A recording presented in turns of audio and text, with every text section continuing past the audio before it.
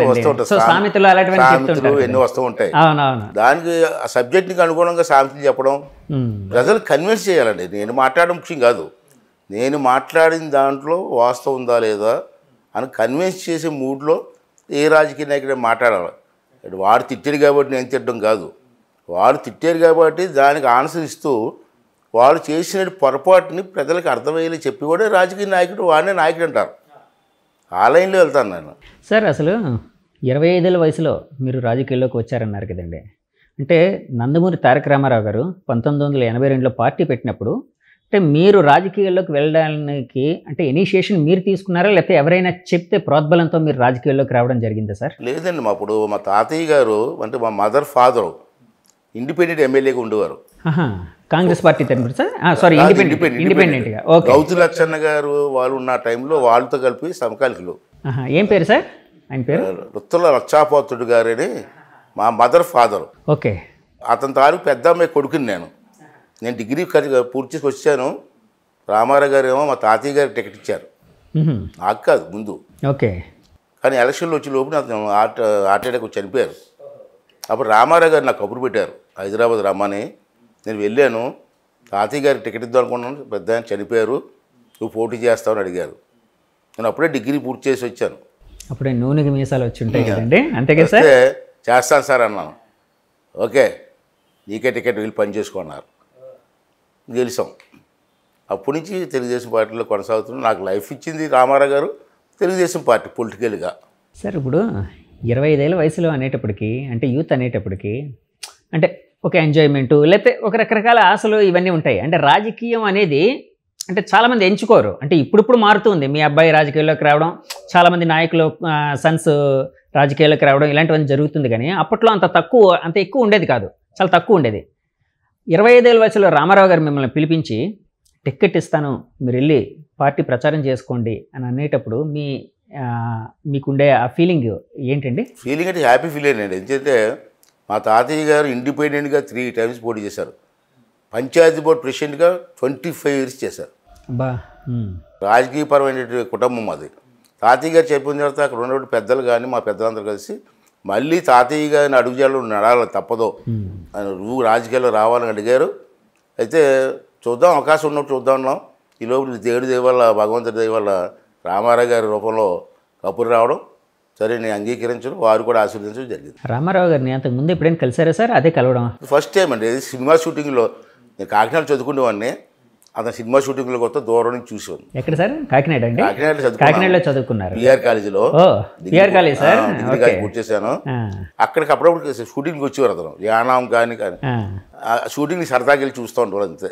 నాకు పరిచయం లేదు ఆ రోజు ఫస్ట్ టైం. మీరు ఫస్ట్ టైం ఎన్టీఆర్ గారిని కలవడానికి వెళ్ళినప్పుడు ఆయన ఏ కాస్ట్యూమ్స్లో ఉన్నారండి? అప్పటికి ధవల వస్త్రాల్లో ఉండేవారా లేకపోతే శ్వేత వస్త్రాలా? అప్పుడు వైట్ డ్రెస్, పందూరు పంచె కట్టుకుని ఉండేవారు. అది విగ్రహం అండి, ఇదే చూస్తుంటే ఇదే దేవుని చూసినట్టు ఫీల్ అయ్యేవాళ్ళు. మా తాలూకా మొఖంలో తేజస్ కానీ, హైట్ కానీ, అది మాట్లాడే విధానం కానీ నిజంగా దేవుని చూసినట్టే ఫీల్ అయినా ఫస్ట్ టైం నేర్చుకున్నట్టు. బ్రదర్ అని సంబోధించారండి? తమ్ముడు అనేవారు. తమ్ముడు అనేవారా? తమ్ముడు కూడా కాదు, తమ్ముడు గారు. అతను సంస్కారం అనుకో ఏదో తెలియదు. కానీ నేను ఒక రోజు అడిగాను కూడా, నేను మంత్రి ఇచ్చారు నాకు. మళ్ళీ మంత్రి ఇచ్చిన తర్వాత వెళ్ళి అన్నగారు తమ్ముడు అంటేనే మేము చాలా హ్యాపీ ఫీల్ అయిపోతాం, మళ్ళీ తమ్ముడు గారు అంటున్నారు ఏంటండి, ఎందుకంటున్నారు సార్ అన్నాను. అంటే సంస్కారం బ్రదర్ అన్నాడు. అంత పెద్ద ఆ విధమైన స్వభావం కలిగిన వ్యక్తి. చాలా ఎంకరేజ్మెంట్ చేసేవారు. చిన్న కుర్రాడైనా సరే ఎన్న మంత్రి అవ్వడం, పని చేయమంటాం, చాలా ఎంకరేజ్ చేశారు నాకు. 82లో గెలిచిన వెంటనే మీకు మంత్రి పదవి ఇచ్చారండి? లేదండి, 82లో గెలిచిన తర్వాత, 83లో గెలిచిన తర్వాత నాదెండ్ల భాస్కర్ గారు గొడవ అయింది. అవునండి. అప్పుడు మళ్ళీ డిజాల్వ్ చేసి 85లో మళ్ళీ ఎలక్షన్ వచ్చింది. మళ్ళీ 85లో నాకు టికెట్ ఇచ్చారు, గెలిచాను. గెలిచిన వెంటనే నాకు టెక్నికల్ ఎడ్యుకేషన్, స్పోర్ట్స్ ఇవన్నీ కలిపి మంత్రి ఇచ్చారు ఫస్ట్. అప్పుడే కాలేజీ నుంచి రిలీవ్ అయ్యారు. సో టెక్నికల్ ఎడ్యుకేషన్ అవన్నీ, స్పోర్ట్స్ అవన్నీ ఇచ్చారు. సో రామారావు గారితో పనితీరు ఎలా ఉండేది సార్? అతను కల్మషం లేని మనిషి అండి. ఇప్పుడు రాజకీయ వాతావరణం వేరే, అప్పుడు వేరండి. ఉన్నది మనసులో ఏమొస్తే చెయ్యాలని దృక్పథం. పేదవాడి కోసం ఎక్కువ ఆలోచించేవారు. రాష్ట్రాన్ని అభివృద్ధి చేయాలి, అప్పుడు ఉమ్మడి రాష్ట్రం కదా తెలంగాణ, మనం కలిసి ఉండేది, చేయాలనుకునేవారు. అనేకమైనటువంటి నిర్ణయాలు తీసుకున్నారు. ఆ నిర్ణయాలు చూస్తే ఇప్పుడు ఆశ్చర్యపోతారు. ఇప్పుడు కూడా అటువంటి నిర్ణయాలు తీసుకున్నారు. మున్సిపల్ కర్ణాలు పోస్టులు రద్దని, పట్వారీ వ్యవస్థ తెలంగాణలో రద్దని చాలా శాస్త్రం చేస్తే చేయలేదు ఇది. అటువంటి చేశారు. ఎడ్యుకేషన్కి బాగా ఇంపార్టెన్స్ ఇచ్చారు, పేదవాళ్ళ కోసం ఆలోచించారు. కేజీ ₹2 బియ్యం అన్న పథకాన్ని ఆ రోజు రామారావు గారు పెట్టిన సంగతి మీ అందరికి తెలిసిందే, ఫస్ట్ టైం. తర్వాత పక్కా ఇల్లు అని దేశంలోనే మొట్టమొదటిసారి కదా సార్ ఒక రాష్ట్రంలో పెట్టడం, రాష్ట్రంలో పెట్టడం. పక్కా ఇల్లు అప్పుడు ఇందిరాగాంధీ గారి టైంలో ఇల్లు కూడా ఇచ్చారు. ఇల్లు దాన్ని కమలిల్లు అంటారు, తాటాకులు ఇల్లు. అవునండి కమలిల్లు అలవాటు. రామారావు గారు వచ్చిన తర్వాత తాటాకులు ఇల్లు ఉండడానికి వీలు తెలిపి పక్కా ఇల్లు కట్టాలని చెప్పి పెంకుటిల్లు లక్షలాది ఇల్లు కట్టించి పేదవారికి ఇచ్చిన మహానుభావుడు నందమూరి తారక రామారావు. మరి అంత ప్రేమించే ఎన్టీఆర్ గారు 94 ఇష్యూ కదండి, చంద్రబాబు గారు డిఫర్ అవ్వడం, లక్ష్మీపార్వతి గారు వాళ్ళ నుంచి డిఫర్ అవ్వడం, ఇలాంటివన్నీ జరిగాయి కదండి. అప్పుడు మీరు చంద్రబాబు గారు స్టాండ్ తీసుకున్నట్టున్నారు కదండి, చంద్రబాబు గారితో బయటకు వచ్చారు, అంటే ఆ స్టాండ్ తీసుకున్నారు. అంత ప్రేమించే అంత అభిమానించే మీరు అంత రెస్పెక్ట్ చేసే రామారావు గారితో ఎందుకు ఉండలేపారండి? కారణాలు ఏంటి సార్? దానికి కారణం ఏంటంటే రామారావు గారు నాకు లైఫ్ ఇచ్చింది చెప్పారు, నాకు దేవుడు లాంటి వ్యక్తి. కానీ ఆ సమయంలో కానీ నా స్టెప్ తీసుకోకపోతే ఎందుకంటే రాక్షసి లక్ష్మీపార్వతి అతను గ్రిప్లోకి వెళ్ళిపెడతాం. అతను చెప్పిందే వేదం సార్. నిజమా సార్ అది? అంటే ఎందుకంటే రకరకాల విమర్శలు అయితే వస్తుంటాయి, అందులో నిజమండి. స్వయంగా అన్నగారి ఇంట్లో ఉన్న మనిషిని నేను. ఈవిడ పెత్తనం రామారావు గారిని లొంగ తీసుకొని ఆ వయసులో ఈవిడ అడ్మినిస్ట్రేషన్ చేయడం మొదలెట్టింది. ఎందుకు నాకే ఫోన్ చేసి అనేక సార్లు ఆ ట్రాన్స్ఫర్ ఈ ట్రాన్స్ఫర్ నువ్వెవరు నాకు చెప్పడానికి వాదించిన సందర్భాలు ఉన్నాయి. అప్పుడు మినిస్టర్గా ఉండేవారు సార్? ఆర్ఎండ్బి మినిస్టర్. ఓకే, ఆర్ఎండ్బి. అప్పుడు ఆర్ఎండ్బి ఇచ్చారు నాకు. ట్రాన్స్ఫర్ గురించి మాట్లాడితే నో, మీరు సంబంధం లేదు, అన్నగారు చెప్తే చేస్తాం, మీరే చెప్పడానికి అన్ని సందర్భాలు కూడా ఉన్నాయి. అలాగా అడ్మినిస్ట్రేషన్ పాడు చేస్తూ ఉంటే అప్పుడు పార్టీలు చెదిరిపోతూ ఉంటాయి, కొంతమంది విడిపోతూ ఉంటే అప్పుడు పార్టీ రామారావు గారి పెట్టి పార్టీ నష్టపోవడానికి వీల్లేదని చెప్పి స్టెప్ తీసుకున్నాం. స్టెప్ తీసుకునే ముందుకు కూడా ఒక 10 మంది వెళ్ళి రామారావు గారు కలిశారు సార్. కలిశారు. సార్ ఇది పార్టీ అలాగే అయిపోతుంది, ఆవిడ అడ్మినిస్ట్రేషన్ పాడు చేస్తుంది, పార్టీని మీరు ఎంతో కష్టపడి పెట్టిన పార్టీ ప్రజలు ఆదరించారు, మీరు కొంచెం ఆలోచించారంటే నో అన్నారు. ఆ కమిటీలో అశోక్ గజపతి గారు ఉన్నారు, తర్వాత చనిపోయారు హరికృష్ణ గారు ఉన్నారు, వీళ్ళందరూ ఉన్నారు. వీళ్ళందరూ వీళ్ళు అడిగారు. అడిగితే రామారావు గారు పాపం ఆ మాయలేడి అంటారు కదా, మాయలేడి చేతిలో జరిగిపోయి నో మీరు చెప్పింది విన్నారు. అప్పుడు తప్పనిసరి పరిస్థితుల్లో మార్చవలసిన పరిస్థితి వచ్చింది. కానీ ఆ తర్వాత ఎప్పుడైనా మీరు బాధపడ్డ సందర్భం ఏదైనా ఉందా సార్? ఎందుకంటే రామారావు గారు మీకు లైఫ్ ఇచ్చిన ఆయన ఒక దేవుడు లాంటి వ్యక్తి అని అన్నారు కదండి, ఆయనతో డిఫర్ అవ్వాల్సి వచ్చింది అంటే ఆయన బాధ పెట్టాల్సి వచ్చింది అని ఎప్పుడైనా మీరు బాధపడ్డ సంఘటన? అందరూ బాధపడండి. ఆ రోజు తెలుగుదేశం పార్టీ వాళ్ళు ఎవరో టికెట్లు ఇచ్చారో అందరం బాధపడ్డాం. అయితే అతను పెట్టిన పార్టీ భూస్థాపితం ఆ రోజుతో జరగకూడదు. ఓకే, కలకాలం ఉండాలి సార్. ఒకవేళ లక్ష్మీపార్వతి గారి చేతుల్లోకి వెళ్ళి ఉంటే పార్టీ, అంటే రామారావు గారు ఆవిడ చెప్తున్నట్టు వినేవారు అని అన్నారు కదండి, ఆవిడ చేతుల్లోకి వెళ్ళి ఉంటే తెలుగుదేశం అనేది ఉండేది కాదండి. ఆవిడ చీరలకు కూడా లొంగిపోయేదండి. ఎవరైనా పని ఉంటే పట్టు చీర చాలు. మీకు నాకు గుర్తుందో లేదు, పూర్వం ఉన్నటువంటి విలేకరులు అడగండి, హైదరాబాదులో ఆవిడ పట్టు చీరలతో తులాభారం పెట్టారు లక్ష్మీపార్వతికి.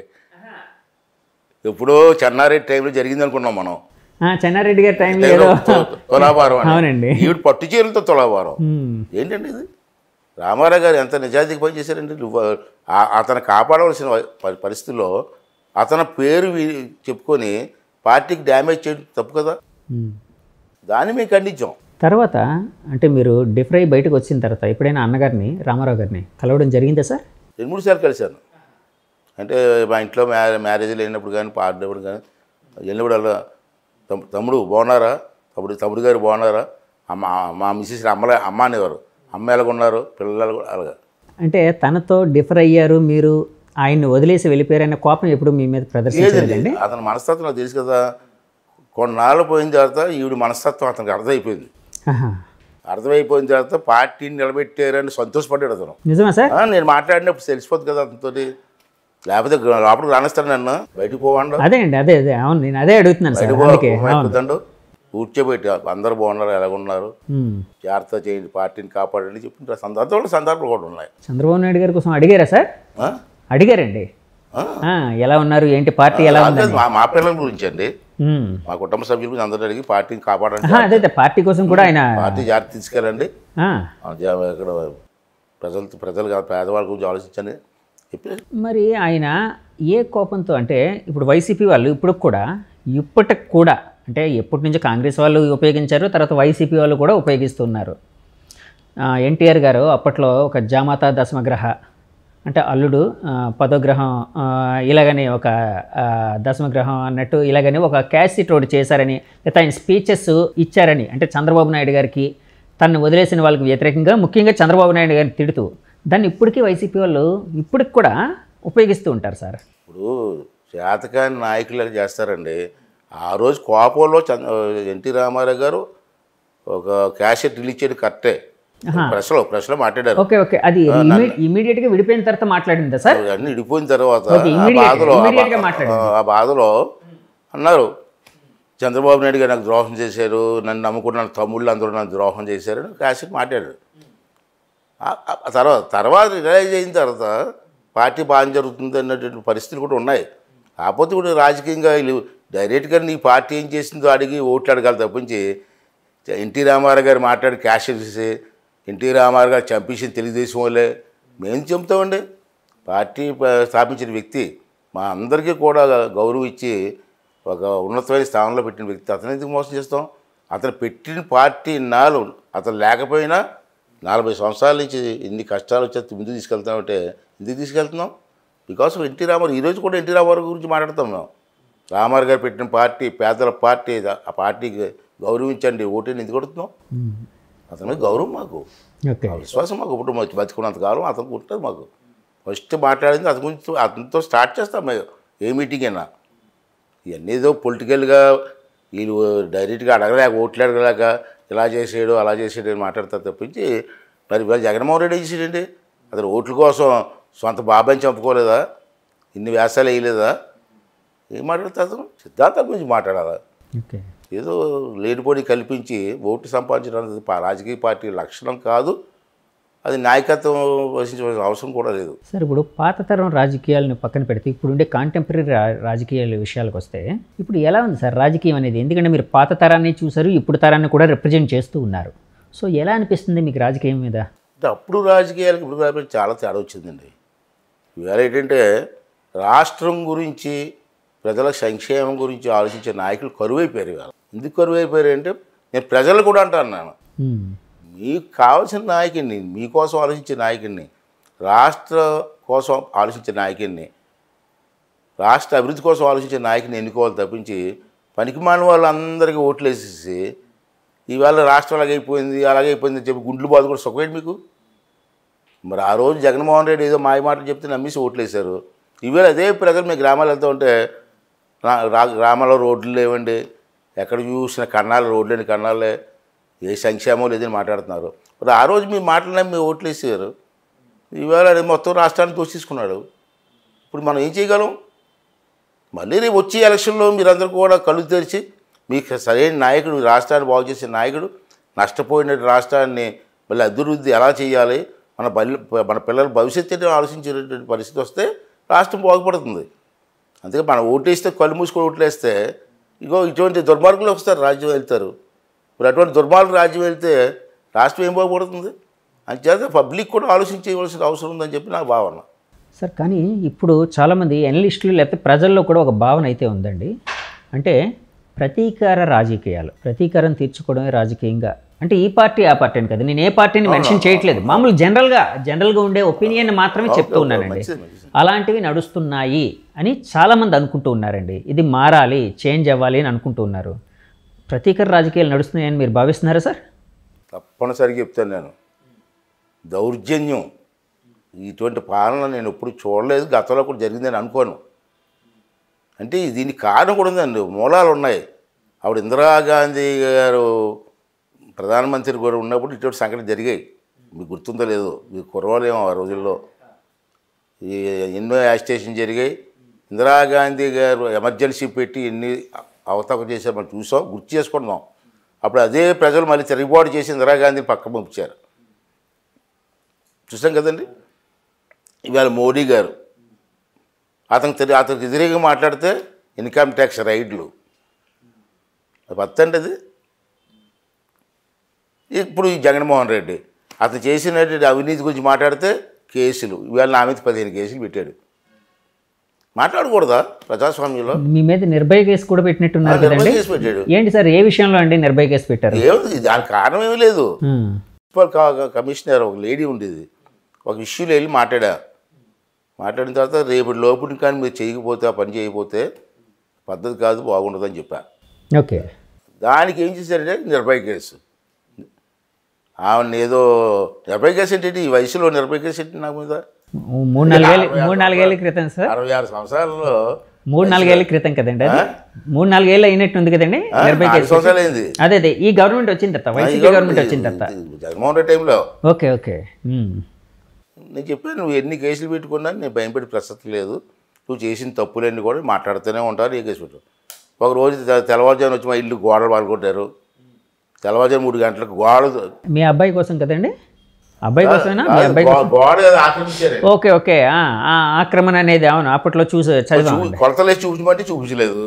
రెండోది అర్ధరాత్రి 3 గంటలకు గోడ దూకి వచ్చారు, అరెస్ట్ చేశారు. నన్ను తీసుకొచ్చి ఇక్కడ కోర్టులో పెట్టారు.